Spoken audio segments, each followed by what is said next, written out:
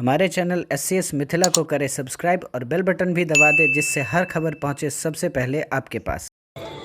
जाप सुप्रीमो पप्पू यादव ने हाथरस हत्याकांड के विरुद्ध मशाल जुलूस लेकर विरोध प्रदर्शन किया। आपको बता दें कि हाथरस की घटना को लेकर पटना में पीढ़ी के द्वारा मशाल जुलूस लेकर विरोध प्रदर्शन किया गया। हजारों की तादाद में पप्पू यादव के साथ कई महिलाओं एवं पुरुष की संख्या में लोग शामिल थे। सभी ने इस घटना को लेकर कड़ी निंदा की। बंद करो, दलितों पर हिंसा करना बंद करो, सर को बंद करो। बेटी बचाओ बेटी पढ़ाओ कहता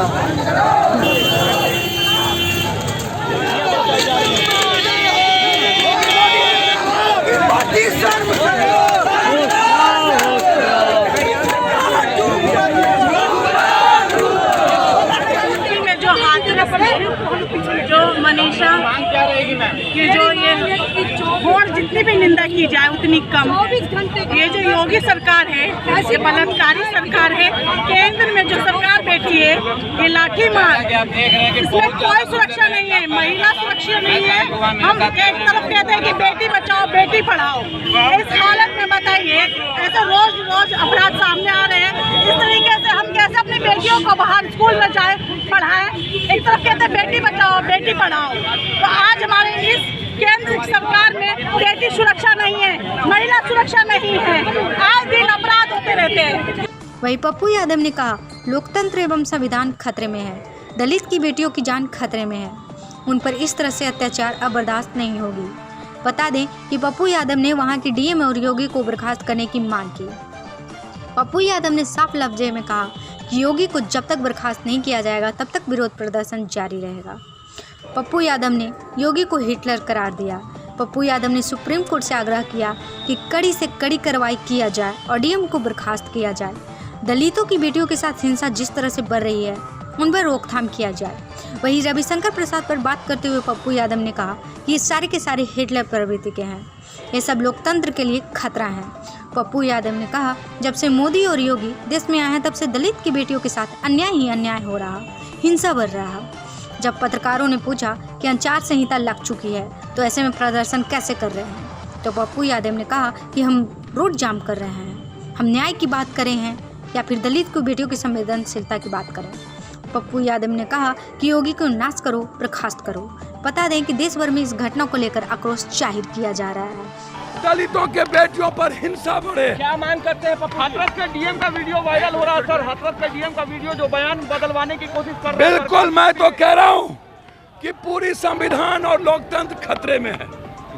पूरी की पूरी डीएम को डिसमिस करो, जोगी को बर्खास्त करो।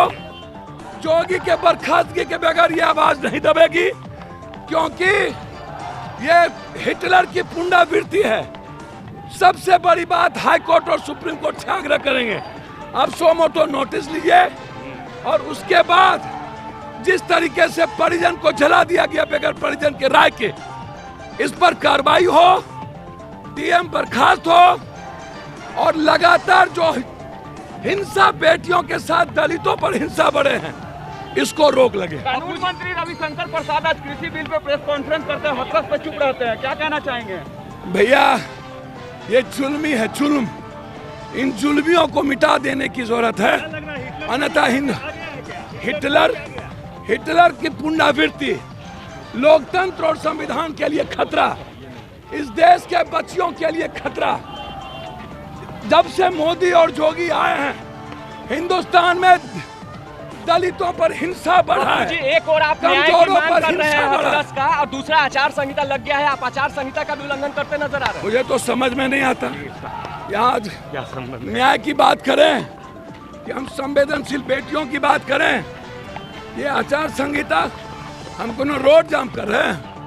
हम चल रहे हैं आवाज देकर, ये जोगी का ये नाश करो, इसको जिन अब रहने का कोई राइट नहीं है, इसका जाना जरूरी है संविधान के लिए, लोकतंत्र के लिए, जनतंत्र के लिए और हिंदुस्तान के 90% आबादी के लिए। पटना से रोहित वर्मा के साथ सन्नी की रिपोर्ट।